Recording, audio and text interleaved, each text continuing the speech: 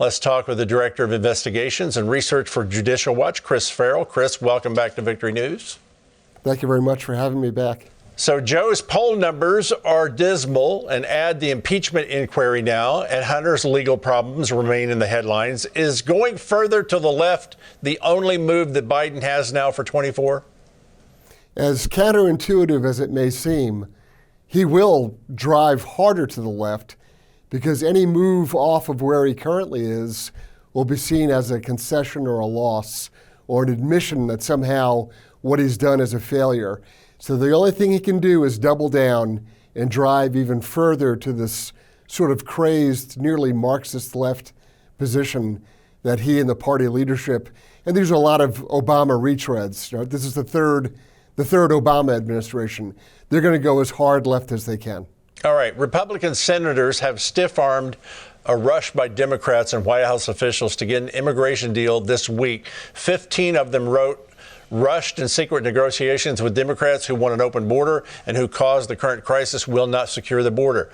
Republican senators are stiff-arming a rush by the Democrats and White House officials to get an immigration deal done this week. What does this mean for Joe and his wish to settle the border issue quickly with conservatives? Well, I was kind of encouraged by the fact that they saw through this disingenuous gamesmanship by the White House pretending to offer some kind of legit border reform or border security improvement. It's all gamesmanship. It's hollow, empty rhetoric. They'll do anything, literally anything, to get what they want. So they'll enter into some agreement and they'll kind of sucker punch the Republicans and then flip on them, 5 minutes later. So I'm glad the Republicans called it what it was. They stiff-armed him and said, no, we're not going to play your silly little game. We're not going to be complicit. Right. Now, Judicial Watch received 98 pages of heavily redacted documents from the Federal Bureau of Investigation last week on the agency's controversial targeting of Catholics by the Richmond field office. Chris, if it's so heavily redacted, what did you learn? Well, the disturbing thing is that once again, Director Christopher Wray has made false and misleading statements to the public. We were told that, oh no, this was just one very small, Richmond-oriented event. Nobody else was involved. Nothing was ever done. Well, now that we have these documents, it turns out it was run up the flagpole all the way to headquarters. The FBI Office of General Counsel evaluated it. The Portland office was somehow involved, and the Milwaukee office. So now it's not just a couple of bad apples in Richmond. Other offices are involved, Milwaukee and Portland, and the general counsel was involved. They did some sort of legal analysis or some sort of a test to evaluate what they could get away with. And having done all this, and they knew it, Director Wray went before Congress and either deliberately lied or made misleading and less than fully accurate statements about the depth and scope of this anti-Catholic, anti-Christian operation. It's very disturbing. It is very disturbing. I don't know what it's going to take to clean the FBI out. I don't know if either one of us know what that will take, but God, right? Congresswoman Marjorie Amen. Taylor Greene spoke at a Turning Point Action event, and she had a lot to say about Senator Lindsey Graham. Here we go. When we have produced pages and pages and hundreds of pages of bank statements from banks that show literally the money moving, how can Lindsey Graham in Washington, D.C. on Meet the Press say that he hasn't seen a smoking gun of evidence? So why would Senator Graham take that position, and what do you think about the efforts of the Oversight and Judiciary and the evidence they've gathered? We got 30 seconds here. The House is making great progress, and the only thing that Lindsey Graham is concerned with is war hawk, banging the drum for the defense industry. He never saw a war he didn't like. Yeah, there you go. How in the world would Rudy Giuliani be able to pay a $148 million reward? But more importantly, why wasn't the former mayor of New York City allowed to present evidence in his side of the story? Well, the underlying problem is that no jury has ever found him guilty of doing that. It was a default judgment entered against him by Judge Beryl Howell here in Washington, D.C., because there was an argument over discovery in the case.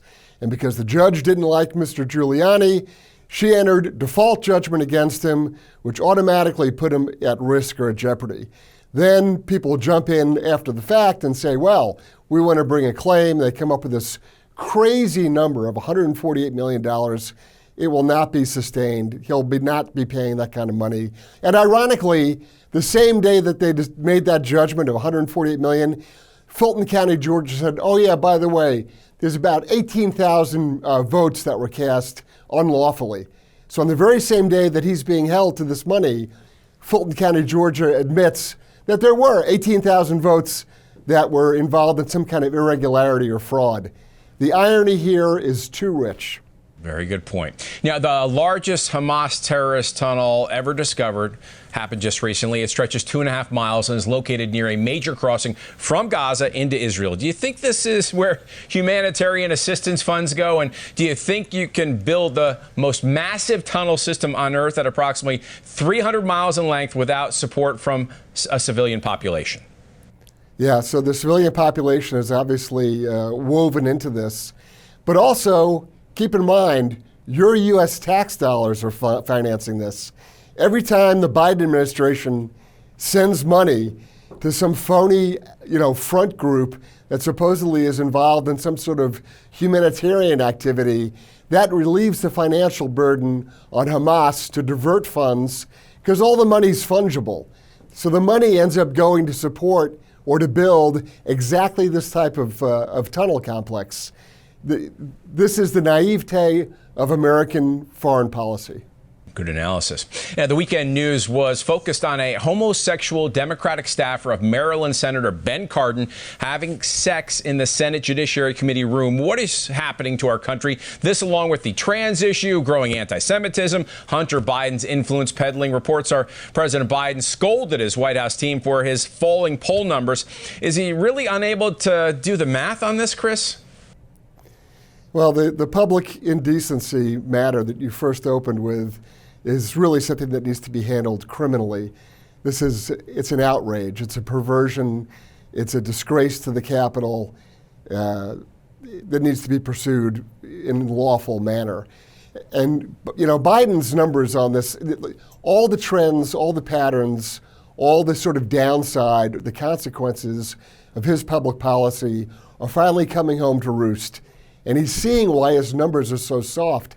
What's disturbing is the instinct from all the political operators in D.C.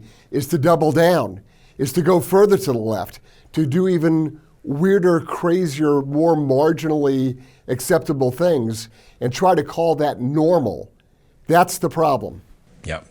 Good analysis once again. Now, Nikki Haley pushed back against the mainstream media and their constant attacks on Donald Trump on ABC this week. He's running on retribution. He wants to go out and he talks about annihilating his enemies and using the criminal justice system to do so. What do you think of that? You guys are exhausting. You're exhausting in your obsession with him. Now, Haley said normal people want to talk about not being able to afford things and feeling like government's too big and their freedoms are being taken away. Is she right about the Trump coverage by the media and voter concerns? Well, she's right in what she's saying with respect to the media's obsession with all things Trump. But Nikki Haley is hardly an advocate for a Make America Great Again, sort of America First approach to things. She's not helping Trump. She's trying to, cushion her own political situation. Yep, trying to help herself. Chris, thank you for your insight. We appreciate it. Thank you.